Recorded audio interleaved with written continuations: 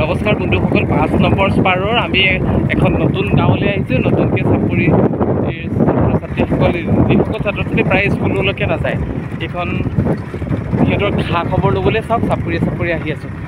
এইখন এজন ব্যক্তিয়ে সন্মুখৰ ব্যক্তিজনে আমাক বাট দেখুৱাই দিছে। সেয়া চাওক, দেখুৱাই আছোঁ পৰিৱেশটো। সেয়া চাওকচোন, ধনৰাজহঁতৰ ঘৰলৈ আহিছোঁ। ধনৰাজ, মালা, কালাৱতী, লীলাৱতী সিহঁতৰ ঘৰলৈ আহিছোঁ। লগত আমাৰ সহযোগী হিচাপে সঞ্জীৱ গোস্বামী ছাৰ। আমি একেলগে আছে 19জন সদস্য পৰিয়ালৰ একেলগে আছে। আজি আমি খবৰ কৰিবলৈ আহিছিলোঁ ধনৰাজ, তাৰপিছত এইজনী জয়ন্তী, আৰু তোৰ নাম কি আছিলে? প্ৰিয়ংকা, জয়ন্তী, আৰু এই সকলোকে দেখুৱাইছোঁ। ধনৰাজ কেনি গ'ল? এইটো এটা ধনৰাজ। ধনৰাজ পঢ়িবিনে আজিৰ পৰা ভালকৈ? পঢ়িবি? কি লাগিব তোক? সেই একো নালাগে, ধুনীয়া চাৰ্ট দি দিম, ভালকৈ পঢ়িবি দেই। ভালকৈ পঢ়িবি, নপঢ়িলে চাবি আকৌ খবৰ কৰিবলৈ আহিম। আমাৰ এই সঞ্জীৱ ছাৰো আহিছে। সঞ্জীৱ কেনেকুৱা লাগিছে আজি? বহুত ভাল লাগিছে, পৰিৱেশটো বহুত ধুনীয়া পৰিৱেশ। আপুনি কওক কিবা এষাৰ। ভাল লাগিলে অহাৰ কাৰণে, আমি ভাল পালোঁ। সেইটো ভাল পাইছে ন? এইফালে যে এইটো ঘৰ দেখিছে, খেৰী ঘৰটো, এইটো তেওঁলোকৰ পাকঘৰ। পাকঘৰটোতে একেলগে 19জন সদস্য একেলগে ৰান্ধি বাঢ়ি খায়। আৰু এই জয়ন্তীয়ে এই পৰিয়ালৰ ভিতৰত সকলোতকৈ ডাঙৰ। জয়ন্তী, কিবা এষাৰ কচোন, কেনেকুৱা লাগিছে তোৰ? ভাল লাগিছে, ভাল লাগিছে। আপুনি কওক, ধনৰাজক ভালকৈ পঢ়ুৱাব নে কি? হে, অলপ যত্ন ল'ব। ৰাতিপুৱা আৰু গধূলি এটা নিৰ্দিষ্ট সময়ত সি পঢ়াটো চাব, সি কি পঢ়িছে কি নাই পঢ়া দেই। আৰু আমি স্কুলত যেনেকৈ তাক কৈ পঠিয়াওঁ তেনেকৈ কি কৈছে ছাৰহঁতে, আৰু তাৰ ফোন নম্বৰটো দি দিব মোক। ফোন নম্বৰটোত আমি কথা পাতিম। এইটো ধনৰাজৰ পোৱালি ভাইকটো। দেউতাক আপুনি কি কাম কৰে? মহ আছে। কিমান মহ আছে?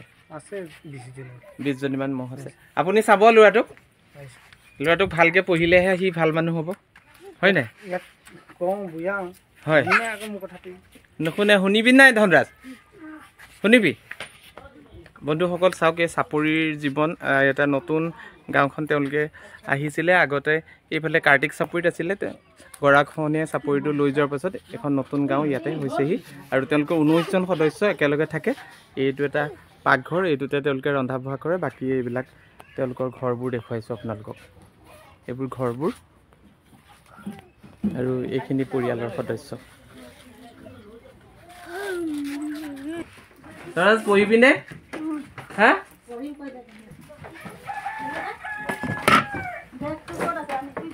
এইখন চা। তহঁতি ভণ্টি, তই ভণ্টি চব ৰাজৰ বহি স্কুললৈকে যাবলৈ বেয়া পায়। কেলৈ যাবলৈ বেয়া পাওঁ? যাবি নাই স্কুললৈ? হয়, অকলে যাবলৈ বেয়া। এই ঘৰত পঢ়ে নাই? আপোনাৰ নামটো কি? হা, মণিমালা। অঁ, হেৰি, ইয়াক ভালকৈ পঢ়ুৱাব, পঢ়িলে পাৰিব নহয়। এইটো ধনৰাজহঁতৰ পৰিয়াল বুজিছ। এইটো লুকাইছেহি।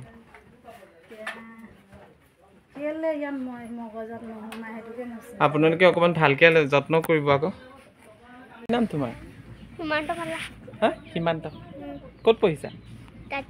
হা, নহতীয়াতে পঢ়িছা? অঁ, কিয় নহতীয়াতে পঢ়া? দুজনী আমাৰ মৰমৰ ছাত্ৰী লীলাৱতী আৰু কালাৱতীৰ ঘৰত উপস্থিত আছোঁ। সিহঁতৰ শৈক্ষিক খা খবৰ ল'বলৈ আহিছিলোঁ। সিহঁতি পঢ়া শুনা কৰি আছে। তই কোন ক্লাছত পঢ়ে? ক্লাছ 9ত পঢ়ে। আৰু তই? অঁ, 5ত পঢ়ে। ইহঁতি কেতিয়াবা স্কুললৈ যাবলৈ টান পায়, সেইকাৰণে কেলৈ নাযায় সেইখিনি খা খবৰ কৰিলোঁ।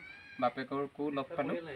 আৰু আমাৰ প্ৰাক্তন ছাত্ৰ যোনে আজি ভিডিঅ'টো বনাই দিছে ধুনীয়াকৈ, সেয়া সিহঁতৰ ঘৰৰ সন্মুখত আমি ৰৈ। তহঁতি ভালকৈ পঢ়িবি নে কি? পঢ়িবি? কি হবি আগলৈ? হা, নক, হাঁহিছ তই? অঁ, অসম পুলিচত তাই যাব। এই আছাম পুলিচত যাব। এইটো আছাম পুলিচত যাবলৈ হ'লে তই ভালকৈ প্ৰেক্টিচ কৰিব লাগিব, দৌৰিব লাগিব, হয় নাই? অঁ, দৌৰ। আকৌ মেট্ৰিকটো ভালকৈ পাছ কৰিব লাগিব, হায়াৰ ছেকেণ্ডেৰীটো পাছ কৰিব লাগিব। ভালকৈ পাছ কৰিবি দেই। হ'ব, সকলোকে আমি মৰম জনাইছোঁ। সিহঁতৰ দীৰ্ঘায়ু কামনা কৰিছোঁ। ধন্যবাদ। ছাৰ ছাৰ বুলি মতা সিহঁতৰ সপ্ৰতিভ মাতবোৰে বুকুত খুন্দিয়াই থাকিল।